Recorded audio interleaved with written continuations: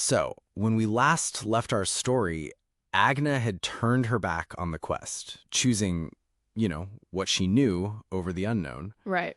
And Ela, well, she was she was just walking on alone. You can just feel the weight of that moment. Her friend's final words, "Don't be so foolish, Ayla," are still hanging in the cold night air. Yeah. And for a moment, Ayla is completely engulfed by that feeling of being lost.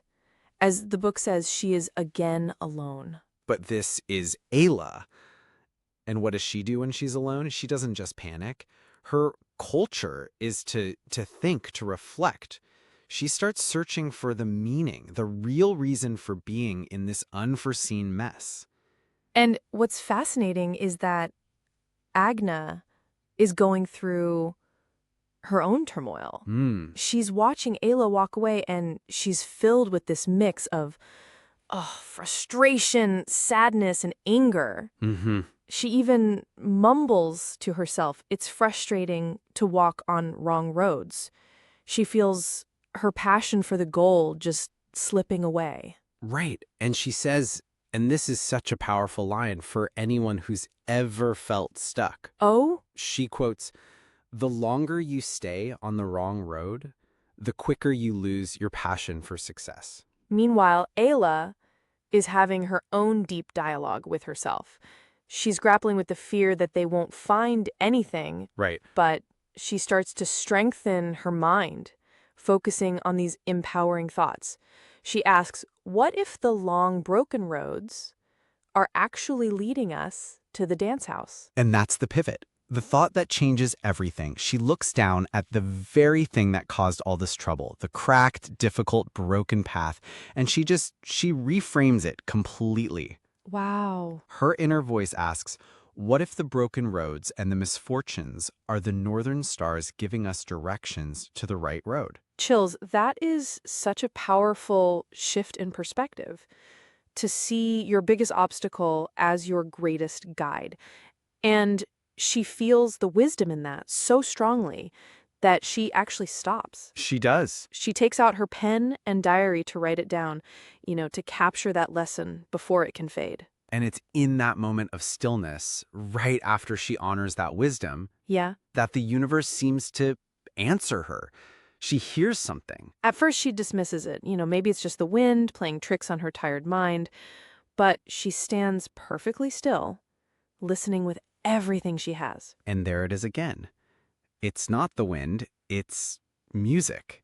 The book describes it as soft music oozing out from afar. And just like that, the exhaustion vanishes. The book says her legs came alive, her heart started beating faster, and her desire was rekindled. Exactly. She's not just wandering in the dark anymore. No. She has a beacon, a direction. She's following the music. And Agnes, seeing this new, determined stride in her friend, she realizes she can't give up either. Okay. She starts to follow. The music gets louder, clearer, pulling them both forward. And then they see it. Through the deep darkness, a warm, inviting light. It's a signpost, glowing as if it was lit from within. Yeah. And written on it are the words they've been searching for all this time. Liberty, Dancehouse, liberated to liberate others. Wow. And Ayla, with this mild smile and just gratitude written all over her face, she says, it is better not to try at all than to try and give up in the end. And she says something even more profound, looking back on their struggle.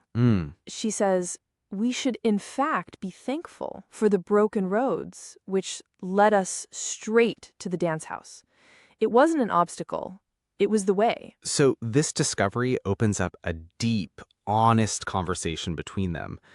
Agna admits that she once blew an audition for a big music show because her passion was too weak to fight for it. She didn't have a strong enough purpose, a why. And Ayla connects with that immediately, saying, it's easy to lose when you do not define the reason for fighting. She shares her own past of feeling worthless, of dating the wrong people and taking the wrong jobs, all because she didn't understand her own purpose.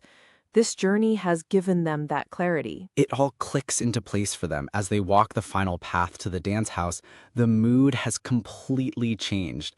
They are so energized. The knowledge of their destination, the book says, drove away any doubt or discouragement. Okay. And Ela says, with this sigh of understanding, finding out one's why changes everything about one's journey. They're so close now that the music is clear and the excitement is just rising. Ayla's imagination takes over, picturing the dancers and the music inside, and she mutters, "The joy of achieving one's goals is superior to the pain of discouragement." It's this magical moment of total transformation. Ayla, feeling this powerful shift from despair to triumph, just throws her fist in the air and screams with excitement.